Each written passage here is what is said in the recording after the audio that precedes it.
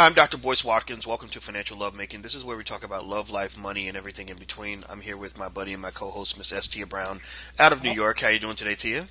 I'm good. A little sad because of today's topic, but we'll Yeah. push Oh. forward. It's horrible. Actor Michael Jace, who's been on a lot of shows. He was on a cop show, right? Yeah, Let's see, what was the show that he was on that ended in '08? It was an FX show. yes. I can't remember the name The of it. Shield. The Shield. Thank you, The Yes. Shield. Yeah, and he is in this weird situation. We're not going to say he killed his wife because it's all alleged at this point, right? He hasn't been convicted, and even if he did shoot her, it still hasn't been entirely proven that he did it. For a reason that should send him to prison. So we're not even going to convict the man right now, but we are going to say that the police are saying that he shot his wife, and a lot of people were stunned because to see a man of his stature do something like that drastic, it makes you say, okay, what was going on? And now there are all these reports that the source of the dispute had to do with financial problems. So what's going on with that? Well, we found out that he filed for bankruptcy in 2011 and he had tremendous debt. A lot of times when we see actors who are on popular shows, we assume that they're caking off. And, Jace had a career that spanned more than 20 years, but he wasn't quote unquote, quote, rich by any means. We found out that he defaulted on the mortgage for his home, which was valued at $500,000. Sounds like a lot in many cities, but in LA, this is still a relatively modest home. He also had more than about $500,000 worth of debt, and he claimed that his assets rather were about $325,000. The biggest thing is after his main gig ended, he only was living off of residual incomes from the show. So he said that his income consistently dropped year to year from 70s to almost $17,000 a year. So we know Wait, that wait. Dropped to how much? 17, according to reports, some years he only made $17,000 because again, when you're not a working actor, the only money you have coming in is from former projects. So your income can vacillate tremendously. And again, even at the height of his career, he wasn't an A-list actor, so he wasn't making millions and millions and millions of dollars. His wife worked as a financial aid counselor at a university. So while they were a strong middle-class couple, we can definitely see financially they had some issues. Additionally, we learned that they had two small children under the age of 10. So a lot of financial strain in this relationship. And we know that definitely contributed to stress levels, tensions between the couple. And it's just really sad to see that the relationship had to end this way. Obviously, we know that financial strain doesn't normally lead to something so drastic, but we know it can be a huge issue in marriage. What are your thoughts, boys? Well, I first of all, I'm so sad for this family and what they had to go through. Those children especially, to see kids, just have to endure something like that. I mean, he shot his wife in front of his kids, according to police. And Yeah, they say the kids were definitely in the house. They're not 100% sure whether the children witnessed it. But again, like you said, these kids were under 10 years old. So that's a huge trauma. yeah, and to lose your mom and to have it happen like this Yeah. is just unfathomable for most of us. And what's really interesting is that I think this situation really highlights the amount of stress that so many couples are under when it comes to money. We know that money is the leading cause of divorce, if not one of the leading causes. If it's not number one, according to the study, it's usually number two. Absolutely. And what's really interesting is that when you look at this man's life and his career, his life thus far, it's not like he's an obscure actor. It's not like he's a guy that no one's seen before. I mean, when you put his face up there, people are like, "Yeah, I know that guy. I've seen him. I've seen him in movies. I've seen him in films. I've seen him all over the place."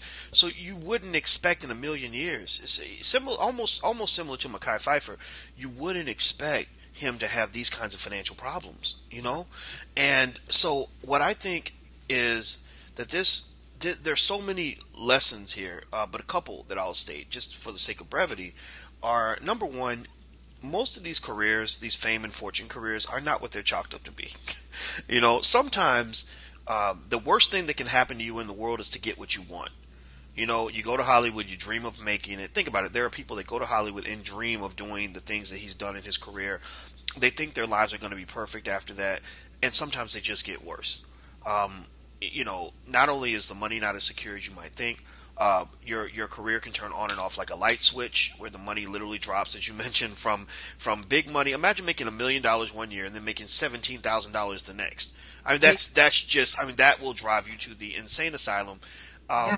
And then this doesn't even count the riskiness and temptations of being sucked into Hollywood culture. You know, and again, this doesn't include Michael Jace. I'm not talking about him, but you know, I can't help but sort of mold together this sphere of activity that I've seen in Hollywood in terms of the stories that have hit the news with Michael Jace, Columbus Short, Mekhi Phifer, and you know, and then you know with Columbus especially, and then Michael Jace, this erratic behavior. And again, we don't know what to attribute that behavior to. Absolutely. But let me say this. You know, one of my friends that makes films in Hollywood, you know, she wrote a script and sent it to me. And in the script, there was a guy in there who was using drugs, like cocaine and stuff. And I said, well, most regular people don't do that kind of stuff. And she said, in Hollywood, it's you know, a lot of people do this. It's not a big deal. Now, again, I'm not talking about him. I'm really pointing to the fact that Hollywood has so many things about it that can destroy your life, that sometimes the worst thing that can happen to you is to get a chance to live out that dream. All right. Your thoughts? Well, I think the big lesson here is coping skills, because whatever walk of life we have, there will be stressors, right? So they always say more money, more problems. I say more money, different problems. So yes, there's stress when you make $20,000 a year your whole life, and then there's stress when you make $2 million a year your whole life. So I think the biggest lesson from this is when we see our life spiraling or our loved one's life spiraling, that's the time to get help. It's not when, you know, they're already at a 10. When you start seeing it go from 3 to 4 to 5, that's the time when you set up the intervention, when you start helping that person try to put other things in perspective. I think the other thing is that, again, we should not feel pressure to present ourselves in a certain light, right? You might be a Hollywood actor, or you might be a doctor, or you might be a journalist. And there's an assumption that life is supposed to look and feel a certain way. And that pressure can also create another level of stress. So I think that, you know, it's very important that we, you know, just up our coping skills with, you know, how we're perceived, how we feel about ourselves, and how we deal with stress, you know? Yeah, and I think we should get into a little bit of the nuts and bolts of just what was going on with Michael financially. You know, if you look here, you know, you'll see on Radar Online and CNN, they kind of detail the bankruptcy that he filed a few years ago, and this was after his show was canceled in 2008. And I couldn't help but notice what they cited from the legal documents. When they listed his assets during the bankruptcy, they said that he had $1,500 in his checking account, $2,500 in goods, whatever that is, $500 worth of books and CDs, $1,000 in clothing, but then he had $2,000 in jewelry, and a 2002 Chevy Tahoe valued at $8,000. So his two most valuable assets were a car and jewelry. Think about that. You know, I'm sorry, I'm not being critical here, but I'm not even going to talk about him. I'm going to talk about what we can learn from this. You can't be an established actor in your mid to late 30s and have your most valuable assets be your car and your jewels. That really doesn't make a lot of sense. And by that point, with the connections that you would have as a Hollywood actor, with the money that you would make in the good years, you have to understand the nature of your profession well enough to know that you got to put money aside. You've got to make investments. You've got to own a small business or two. You've got to buy some real estate. You've got to do something. And I think that's true for anybody that's making money. Understand that all money is not the same money. Some income streams are consistent. Some are volatile. So that means, for example, if you sign an NFL contract, for example, and you're going to make $500,000 a year for maybe 2 or 3 years, because that's about how long their careers last. You can't spend money as if you are a neurosurgeon making $500,000 a year every year. That surgeon's going to make $500,000 a year for the next 30, 40 years. You're going to make it for about 3 or 4 years, and you're going to have to live off of that, especially if you were silly enough to not get a good education and not plan for your career after football or whatever. So the point here is that I am stunned that he didn't have more assets. I mean, how old is this poor guy? He's in his 40s, right? Right now he's 51, and right, I know. So the issue here, I completely agree with you, Boyce, is how do we start shaping our spending habits based on having a modest income? Because I think people assume when you're on TV that you're naturally getting $1 million per episode, but the fact is that his income was probably more comparable to, an average middle class person because he wasn't on a major network. He didn't have a huge show. He had a popular show. He might have made more than the average Joe, but he wasn't necessarily caking off. So I think when we look at it from that perspective, his financial state is really relatable to everybody out there. So the lesson that I think people definitely need to take away is you need to live modestly, but also have a plan A, B, and C financially. And I think that's great what you're saying. We really have to think big picture. How do we spend in a way that creates income rather than debt? Hmm. And that's a really big challenge when you're making less than $100,000 or less than $150,000. We're really thinking of survival. But our long-term survival is dependent on us making big sacrifices regardless of how much we make. And one of the big stories that I know you guys talked about recently was that the guy who worked in the parking lot who made, I think, $20,000. Yeah, I remember that. Invested wisely. And so everybody's not going to be an investment guru, but we really need to start thinking in a different way about how we spend our money. So when, we have those thinner times or those leaner times, we don't, just, again, spiral out of control. Absolutely. I mean, when I'm looking, I was trying to Google search and figure out what the salaries were for actors on The Shield. And I do know, all I know is that The Shield, that it cost about $2 million an episode to make the show, which they said was actually more expensive than most cable news shows, or not cable news, excuse me, cable shows, Yeah. which means that their actors were being paid pretty well. So again, But think about this, $2 million to make an episode, there might be 300 employees on an episode. right. So again, this salary, while it seems like a big deal, if you make $10,000 an episode and it's 15 episodes for the season, that's not a lot of money. Big picture, especially if you know that that's not, like you said, a consistent income for the rest of your life. Well, so what is the challenge? Well, it almost seems to me like sometimes with actors or anybody, most of the people I've talked to who've worked in Hollywood or in sports, a lot of times, their confidence is what made them successful, but their confidence can be their downfall because you have a temptation to believe that your best days are ahead of you. That okay, I'm making $1 million a year now, but Denzel made $15 million. As I rise up the ladder, I'm going to make more and more money because one day I'm going to be as big as Denzel. Well, you may not be. You may have already reached your peak and be on your way down. And that's a hard thing to accept, I think. Again, I don't know enough about this guy's personal situation to know how, if he spent money wisely or poorly per se, but I can say that I'm absolutely stunned and astonished that that an actor as good as him, who has had as many opportunities as him, would be filing bankruptcy in his mid to late 40s and have pretty much no assets for the most part. I mean, So not a single asset over $10,000. if That's this is crazy. how you felt, imagine how he felt. Well, And that's the tragedy about these kind of situations. When you have trauma with finances, it really impacts your self-esteem so significantly. And then also being a person of color in Hollywood at a certain age, that rebound is so much more less likely because the roles and the opportunities just continue to shrink. yeah.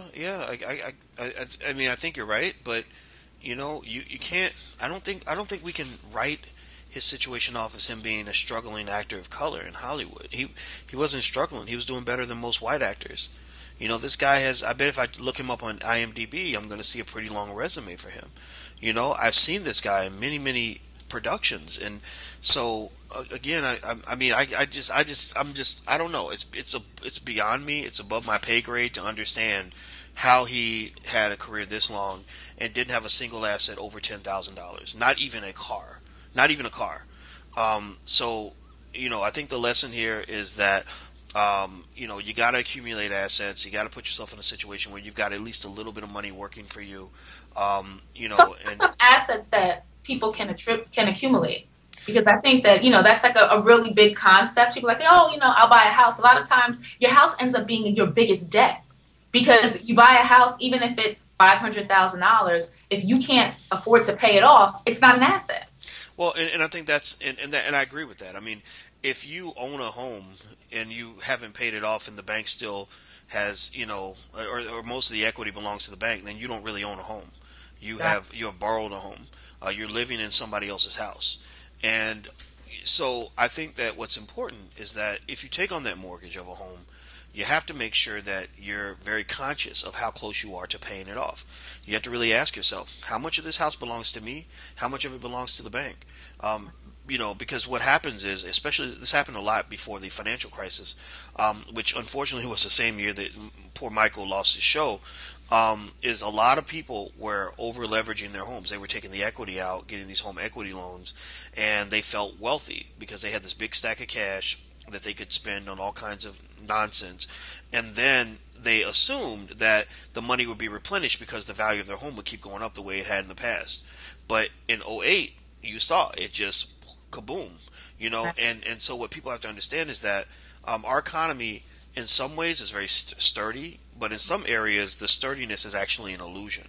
You're really it's like standing inside a building that's several stories above the ground and you think you're safe, because you're in a building and you may look outside and see how far the fall is, but you think you're safe because you assume the building is built on a sturdy foundation.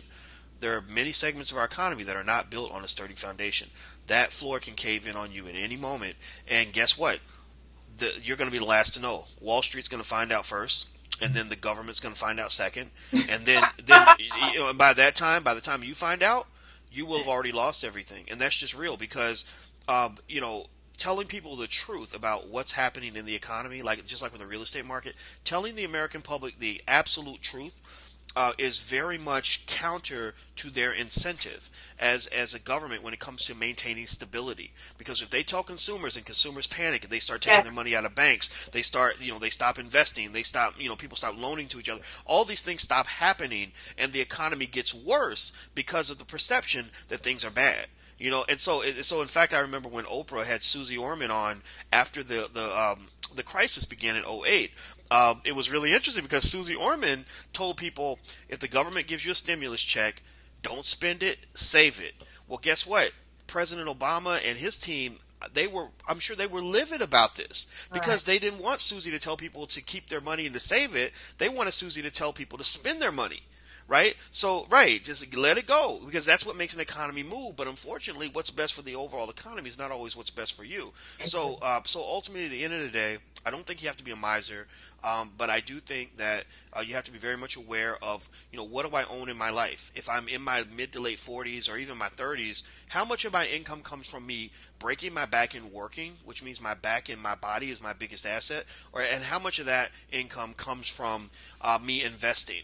In something and having my money work for me. There should be something in both categories, and I don't think that that's what was going on with this guy. It almost seemed like his long-term game plan was, I'm going to work as an actor until I'm 90 years old. That's what I'm really seeing from this financial plan, and that's not a good plan. Your plan cannot be, I'm going to get up and go to work every day until I get old and die, because guess what? People get old, they get tired, they get sick, they can't work the way they used to, and things only get worse. So your money has to work for you. That's my 2 cents. I hear you. Well, we're looking forward to hearing what you guys have to say about this. As you can see, Boyce and I have a lot of strong feelings and opinions about this topic. So write in and let us know. Have a great day. Thanks for listening. Bye-bye.